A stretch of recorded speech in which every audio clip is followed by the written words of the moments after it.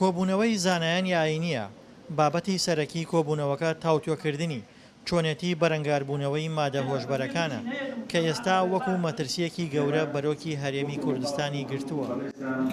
بەرەکی سەرشانی خۆمانزانی ئێمە ئەوەی کە لەسەرمانە ئەنجامی بدەین. مەترسی مادە هۆشبەرەکان گەیشتۆتە ئاستێک چیتر توێژەکانی کۆمەلگان ناتوانن لێی بێدەنگ بن.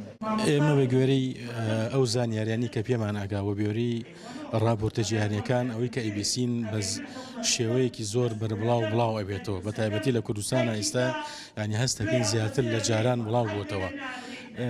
هەستکردن بە مەترسیە لە ڕاستیاوای لێمان کردەکە ئێمە ئەم سیمینارە ڕێک بخەین و هەوڵدێن مامۆستایانی ئاینی بە ئەرکی سەرشانی خۆیان هەڵسمک و توێژێکی کۆمەلگا بۆ هیچ نەمێ بۆ ڕێگرتن لەم بابەتێکەوە ترسی ئەومان هەیە لە مستەقبەلا زیاتر یەخەی وڵاتمان بگرێت. ئامارەکانی بەکارهێنانی مادەی هۆشبەر لە هەرێم و عێراق بە شێوەیەکە هەمووانی ترساندووە. بە تایبەت ڕۆژ لە دوای ڕۆژ ژمارەی بەکارهێنەرانی ڕوو لە زیادبوون دەکات و کەم ڕۆژیش هەیە دەستگا ئەمنیەکان باندی فرۆشتن و بەکارهێنانی دەستگیر نەکەن. بە شێوەیەک ئەم ئافاتە بەربڵاو بێتەوە کە لە کۆنتترۆل دەرچێ و هیچ یەکێ لە ئێمە نەتوانێت کۆنتترۆلی بکە. کاریگەری لەسەر لایەنی ئەمنی دروستەکە، لایەنی کۆمەڵایەتی و لایەنی ئابووری و تەنانەت سیاسی و ئاسایشی ئەمنیش. لەبەر ئەوە کۆمەڵێ مادەی با و ئێستا لە کوردستانە بڵاو بووتەوە ئەم مادانە لە مەترسیدارەکانن جۆریانتیایە کە تا ئێستا چارەسەری بۆ نەدۆزراوەتەوە و لە تاقیگەکانە مادەی ناسروشتین کاریگەری زۆر خرا و ڕۆحێتی شەڕەنگێزی تونوتیژی لە ناو بەکارهێنەرانە بڵاوەکەنەوە.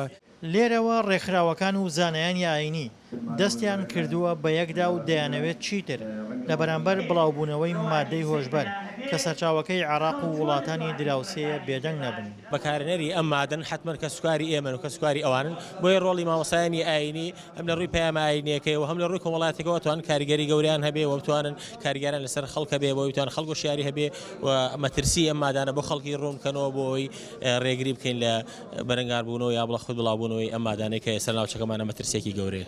میکانیزم و ڕێوشێنی هێنانی مادەی هۆشبەر بۆ هەرێم زۆرە لە کاتێکدا حکوومەت وەک پێویست لە بەرامبەر ئەم مەترسیە گەورەیە نەجوڵاوە و هەوڵی پێویستی بۆ بەرەنگاربوونەوەی نەخستۆتە گاڕ. دڵشاد ئەنوارە، دەنگی ئەمریکا، گەرمیان.